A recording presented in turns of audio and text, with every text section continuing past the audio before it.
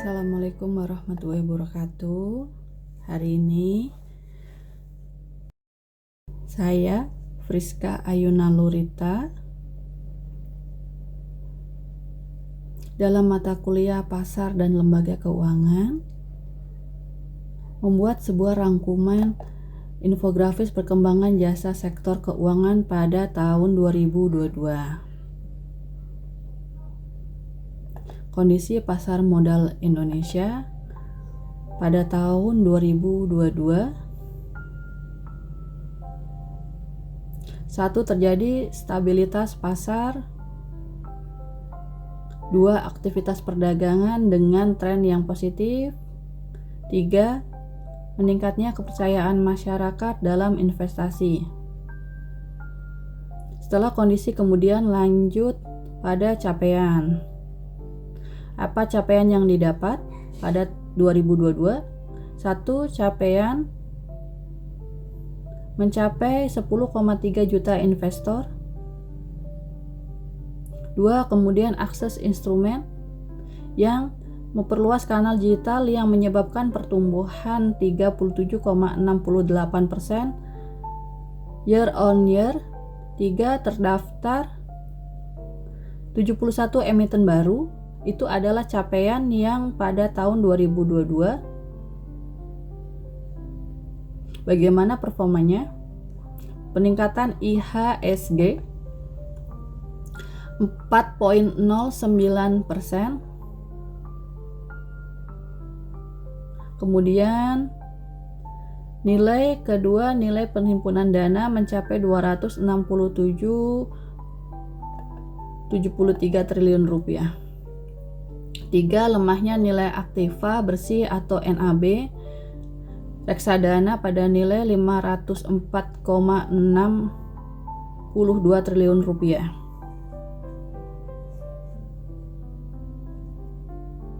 Selanjutnya, mengetahui kondisi kredit perbankan pada November 2022. Secara pertumbuhan terdapat 16 year on year.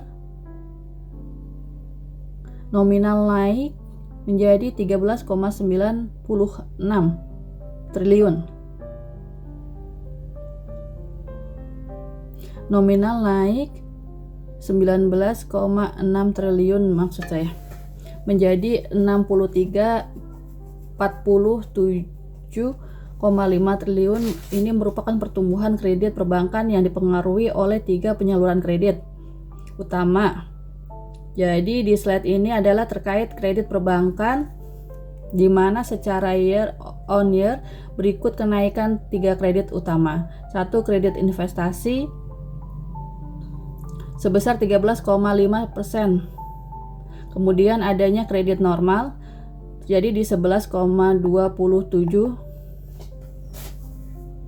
Dan kredit konsumsi di 9,10. Pihak dana ketiga tumbuh 8,78 year on year dengan nilai 7,974 triliun rupiah.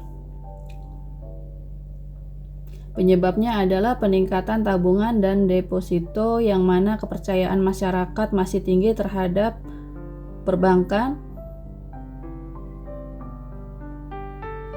Berikutnya, bagaimana rasio keuangan perbankan. Likuiditas industri perbankan pada November 2022 dalam level dengan rasio likuiditas stabil.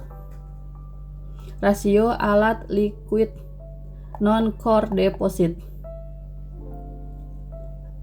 AL MCD dan alat liquid DPK dalam kurung AL DPK dalam kurung AL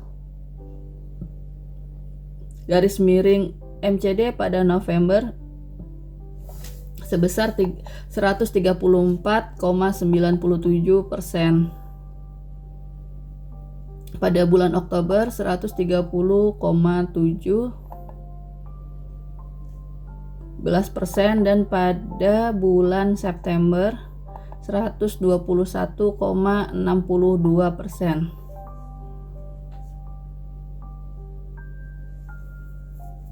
Alat likuid atau dana pihak ketiga ALDPK pada November sebesar 30,42%, pada Oktober 29,46%, pada September 27,35%, jauh di atas ambang batas ketentuan masing-masing sebesar 50% dan 30%. Rasio kredit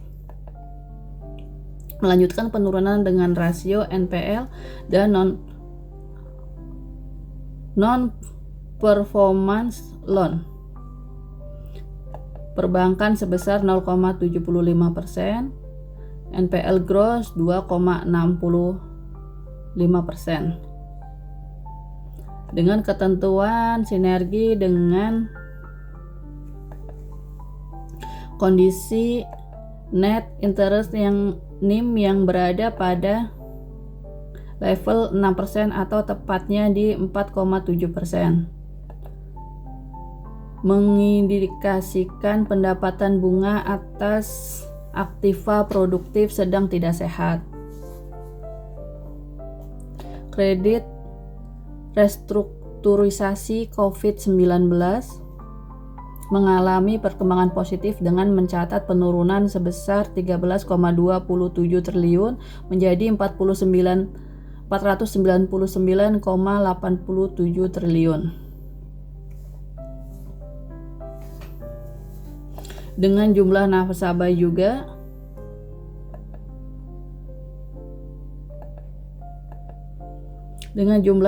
juga menurun mencapai 2,4 juta nasabah. Pada Oktober 2022 sebanyak 2,53 juta nasabah. Kapital edukasi ratio atau KAR.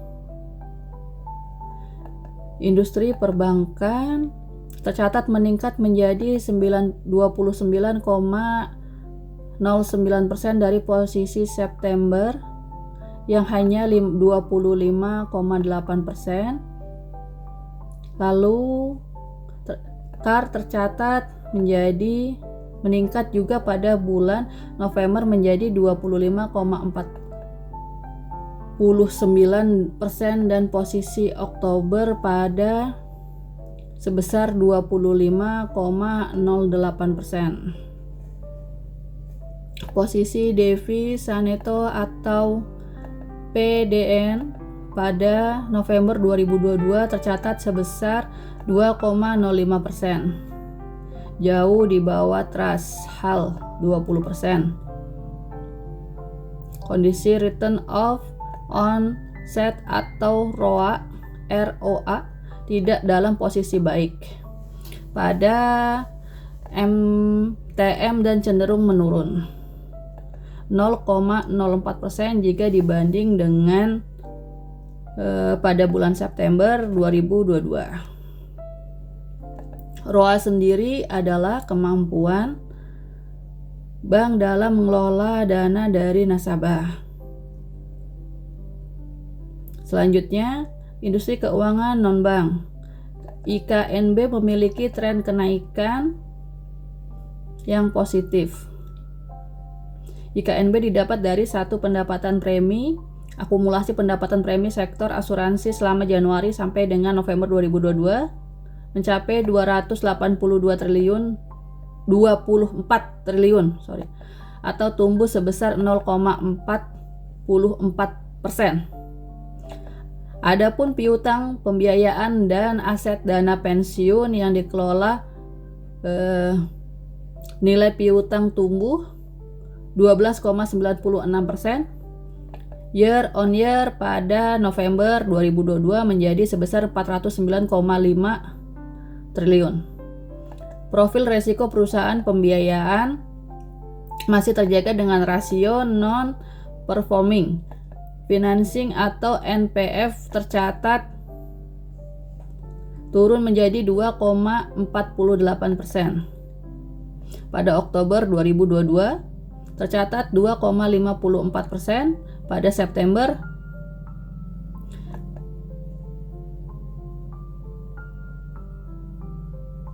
2022. Sedangkan sektor dana pensiun tercatat mengalami penurunan aset sebesar 5,6% year on year mencapai nilai aset 341,87 triliun. Pada bidang vintage to P lending, kinerja vintage peer to peer ya. Pada November 2002 masih mencatat pertumbuhan dengan pembiayaan tumbuh sebesar 7,27%. Year on year meningkat dibanding posisi per 22 menjadi 50,3 triliun rupiah.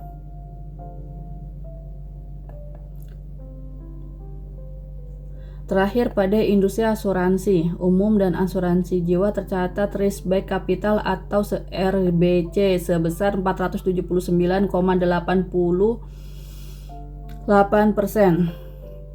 dan 324,34%. Meskipun RBC dalam tren yang menurun dan RBC seberapa perusahaan asuransi dimonitor ketat, namun secara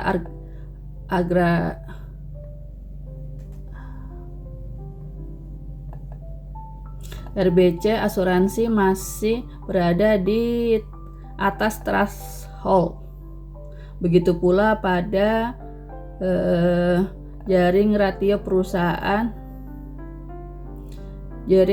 perusahaan pembiayaan tercatat sebesar 2,01 kali terjadi, trennya masih positif pada asuransi. Bagaimana kebijakan OJK di sektor jasa keuangan? Satu langkah-langkah yang dilakukan adalah melakukan mitigasi peningkatan resiko terhadap stabilitas sektor jasa keuangan. OJK tetap mempertahankan beberapa kebijakan terkait menjaga volatilitasi pasar, mempertimbangkan kondisi perekonomian yang masih berpotensi menekan kinerja pasar modal domestik. Kemudian, kebijaksanaan mendukung pemulihan perekonomian nasional.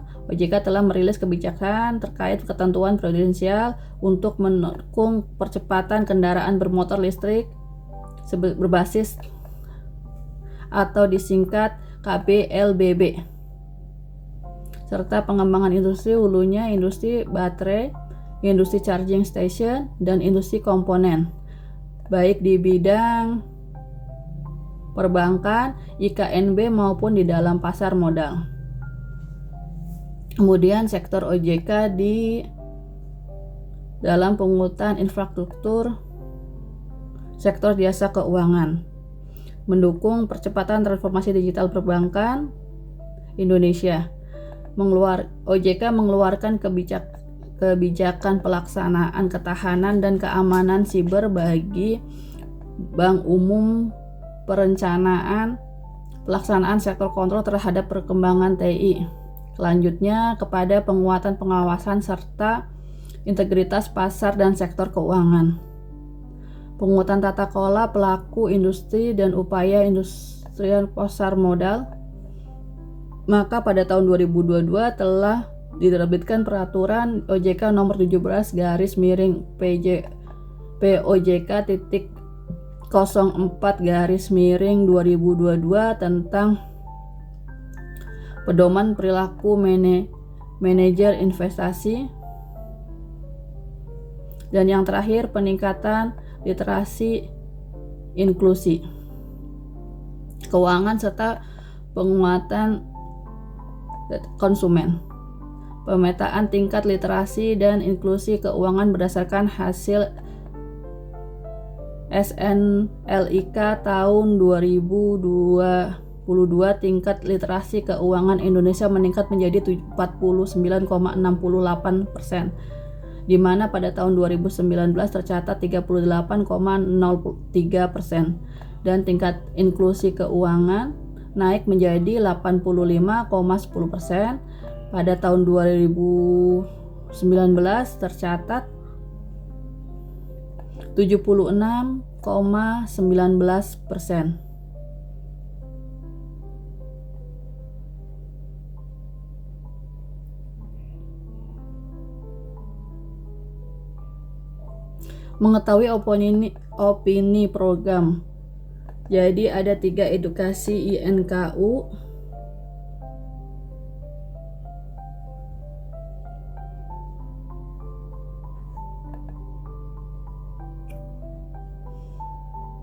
Yang terakhir, peningkatan literasi inklusi keuangan serta penguatan perlindungan konsumen, dan pemetaan literasi dan inklusi keuangan berdasarkan hasil SLING tahun 2022.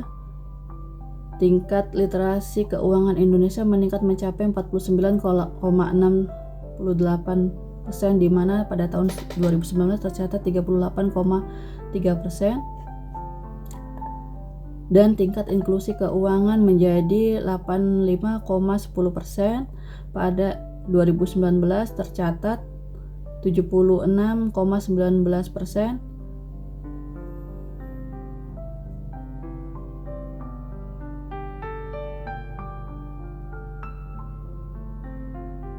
Mengetahui opini ini program edukasi dan pelindungan konsumen. Jadi ada 3 edukasi INKU, inklusi, dan TPA KD. Yang ketiga adalah pengaduan dan iklan.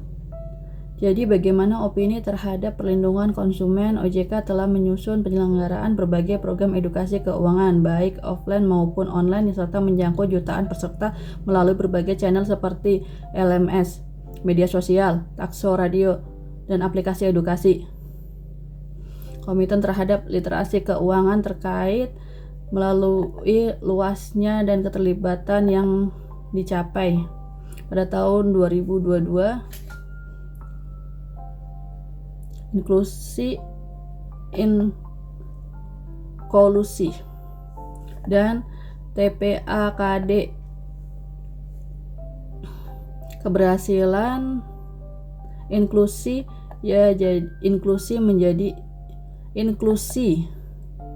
keberhasilan upaya peningkatan inklusi keuangan pada 2022 melalui pembukaan 7 juta rekening baru, pelaksanaan berbagai macam program, dan optimalisasi tim percepatan akses keuangan daerah. Inisiatif telah menghasilkan pencapaian yang signifikan dalam menjaga debitur, rekening pelajar, tabungan remaja, pengaduan, dan iklan. OJK telah menerima banyak pengaduan dari banyak sektor dan berbagai sektor, dan juga mengidentifikasi banyak iklan yang melanggar peraturan, sehingga dikeluarkannya surat pengaduan perintah penghentian iklan yang tidak patuh. Opini kebijaksanaan OJK sektor keuangan tahun 2022. Pada OJK kebijaksanaan pertama ini, OJK akan mengamati perkembangan di 2023, terutama terkait dampak berakhirnya pandemi COVID-19 di Indonesia. Implementasi Undang-Undang Pengembangan dan Penguatan Sektor Keuangan, Undang-Undang P2, SK, serta dimulainya terhadap pemilihan umum. Dalam kaitan itu, OJK akan mempersiapkan respon kebijaksanaan dan struktur dan tepat waktu. OJK juga meminta agar LJK senantiasa menjaga ketahanan permodalan dan tingkat likuiditas yang bermodal untuk dapat mengantisipasi ketidakpastian ekonomi di masa yang akan datang, antara lain dengan kebijaksanaan optimalisasi pembagian dividen dan peningkatan cadangan, termasuk terhadap sektor-sektor yang kebijaksanaan raksa pada Maret 2023. Dalam OJK mendukung pemulihan ekonomi terutama yang berdampak bencana sebelumnya, telah menerbitkan guidance dari sisi perkreditan atau pembiayaan perbankan untuk membantu keadaan tertentu darurat dari penyakit mulut dan kuku PMK pada sapi. Selanjutnya, OJK telah menerbitkan peraturan OJK nomor 19 2023 tentang perlakuan khusus untuk LJK pada daerah dan sektor tertentu di Indonesia yang terkena dampak bencana. OJK melakukan peningkatan kompetensi SDM di sektor jasa keuangan yang bertujuan untuk mewujudkan sumber daya manusia sektor jasa keuangan yang profesional, berintegritas, berdaya saing global guna mendukung kinerja industri keuangan. Peningkatan kompetensi SDM tersebut diperkuat melalui penyusunan cetak biru pengembangan SDM sejak 2021 sampai 2025. Cetak biru standarisasi kompetensi SDM di sektor jasa keuangan mewujudkan melalui sertifikat profesional SDM di sektor perbankan, pasar modal, dan IKNB sampai dengan bulan Desember 2022 tercatat sebanyak 486.712 orang telah bersertifikat di berbagai jenis jabatan di industri jasa keuangan. Yang terakhir, kebijakan tentang penguatan pengawasan dan serta integritas pasar dari sektor keuangan di industri pengolahan investasi terus dilakukan. Penguatan tata kelola pelaku industri dan upaya pelindungan investor pasar modal. Pada tahun 2022 telah diterbitkan peraturan OJK nomor 17 PJ POJK 04/2022 tentang pedoman perilaku manajer investasi agar tidak terjadi miskendal dalam melakukan keputusan investasi, melakukan transaksi efek, melakukan pemasaran produk investasi, maupun keterbukaan informasi produk investasi. OJK telah melaksanakan survei nasional literasi dan inklusi keuangan SNLI keempat pada tahun 2022 dalam rangka mengevaluasi pelaksanaan program serta pemetaan tingkat literasi dan inklusi keuangan. Berdasarkan hasil SNLK pada tahun 2022, tingkat literasi keuangan Indonesia meningkat menjadi 69,68%, yang mana sejumlah adalah 38,08%. OJK telah melakukan 217 tingkat pengawasan dalam bentuk pemeriksaan teknis dan pemeriksaan kepatuhan kepada seluruh pelaku industri pasar modal. Penyelesaian 29 kasus penanganan pengaduan investor dari 46 kasus yang disampaikan ke OJK, penyelesaian pemeriksaan dari 162 kasus pengelolaan investasi, transaksi perdagangan saham, lembaga efek, intermiten perusahaan publik, serta lembaga dan profesi penunjang pasar modal menerbitkan 19 perintah tertulis sebagai upaya penegak hukum terhadap pelanggaran peraturan perundang-undangan di bidang pasar modal. OJK telah menetapkan 1057 surat sanksi yang terdiri dari sanksi pembatalan STTD profesi 3 sanksi pencabutan izin, 13 sanksi pembentukan izin, 89 sanksi peringatan tertulis, dan 950 sanksi administratif dengan berupa benda dengan jumlah denda seluruh sebesar 151,09 miliar.